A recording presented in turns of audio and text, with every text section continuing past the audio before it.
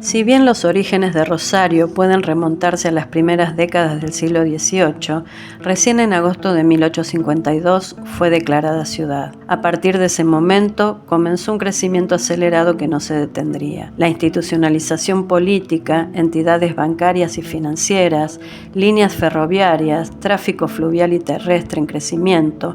una abundante inmigración europea y un puerto cuya importancia crecerá en forma decisiva al despuntar el siglo XX. Se mostró entonces como una ciudad cosmopolita, ilustrada, liberal y laicista, con una prensa propia y un campo cultural en formación. En ella se destacaba más el edificio de la Bolsa de Comercio que el de las iglesias. Rosario era la Chicago argentina por el ajetreo de su puerto, por sus negocios y por las nacientes multitudes en sus calles.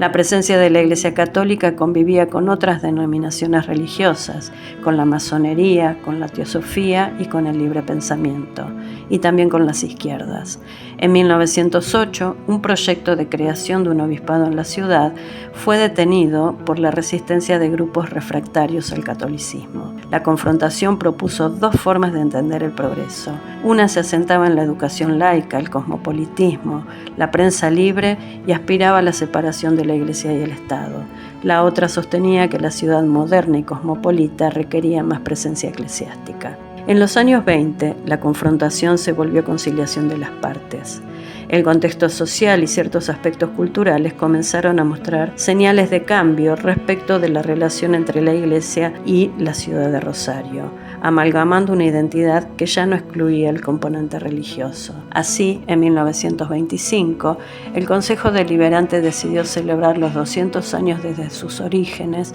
tomando como referencia la Semana de la Virgen del Rosario, patrona de la ciudad.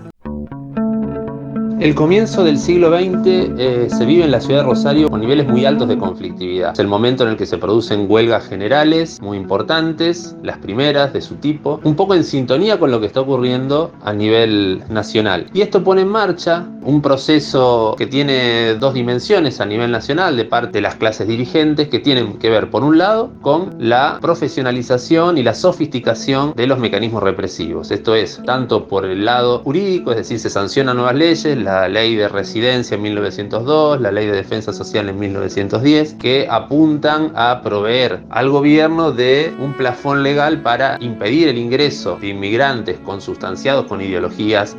que supuestamente atentan contra el orden social, en primer lugar los anarquistas, y para expulsar a aquellos inmigrantes que las profesen y que ya estén formando parte de la clase trabajadora argentina. Esto por un lado, y al mismo tiempo la profesionalización de los instrumentos represivos, esto es, el desarrollo de policías más eficientes, departamentos de investigaciones, es decir, una represión que apunta a ser más quirúrgica, más que a tratar de contener el conflicto una vez que ha estallado, a tratar de impedir que se produzca. Esto por un lado.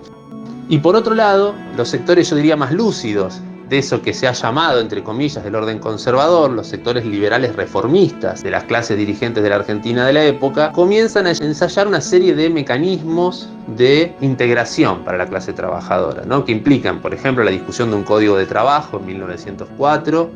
la creación de un Departamento Nacional de Trabajo orientado a la construcción de información sobre lo que está ocurriendo en las clases populares argentinas de la época, una serie de reformas en el plano educativo que van a ser conocidas como educación patriótica y que buscan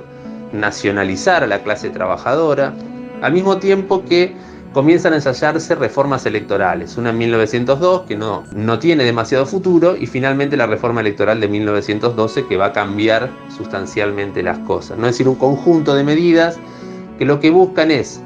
generar las condiciones para una mayor integración y una nacionalización de al menos una parte sustancial de los trabajadores argentinos. Finalmente, de la mano de este proceso, va a llegar un gobernador radical a la provincia de Santa Fe, Manuel Menchaca, en 1912, y finalmente Hipólito Yrigoyen a nivel nacional en 1916, iniciando una nueva etapa, cambiando sustancialmente las cosas y abriendo un periodo nuevo, digamos, el de la democracia de masas en la Argentina del siglo XX. La ciudad de Rosario participó de manera vertiginosa en el desarrollo propuesto por el modelo agroexportador, lo que le valió un progreso elocuente en los aspectos materiales y una rápida modernización entre fines del siglo XIX y principios del siglo XX. es decir, entre 1860 y 1910. Esto puede ser comprobado desde una serie de fuentes y documentos, como son los censos urbanos, los planos urbanos, y en el registro legado por los viajeros que visitaron la ciudad hacia 1900. Sin embargo, estas mismas fuentes plantean una tensión entre un excesivo crecimiento urbano y material que no estuvo acompañado a la par por una elevación cultural y estética de la ciudad. Esta carencia cultural y la sobredimensión del aspecto material se plantearon como un dilema,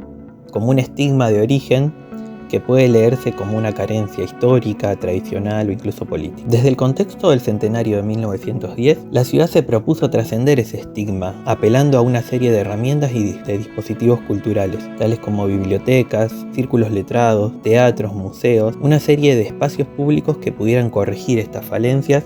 y lograr la pretendida elevación cultural. En nuestra investigación abordamos este dilema para pensar cómo la ciudad de Rosario intentó darle una serie de respuestas a estas carencias.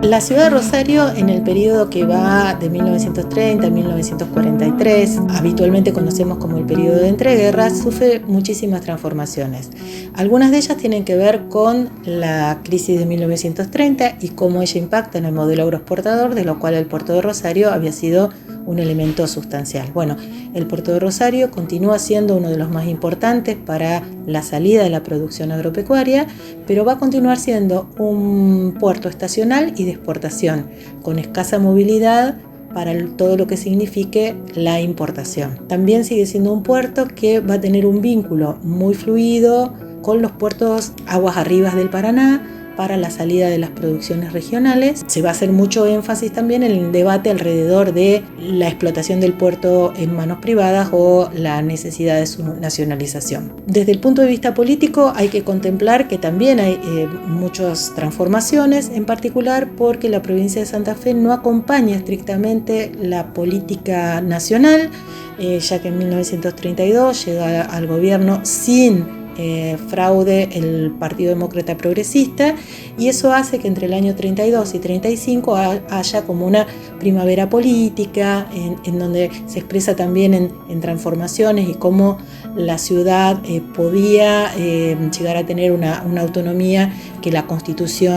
nueva constitución provincial le permitía. Eso se corta abruptamente con la intervención de la provincia de Santa Fe en 1935 y por supuesto la intervención de la Intendencia y la vuelta a la vieja constitución santafesina. Desde el punto de vista de la movilidad social, los años 30 son muy agitados y también son muy agitados en cómo impactan los sucesos internacionales.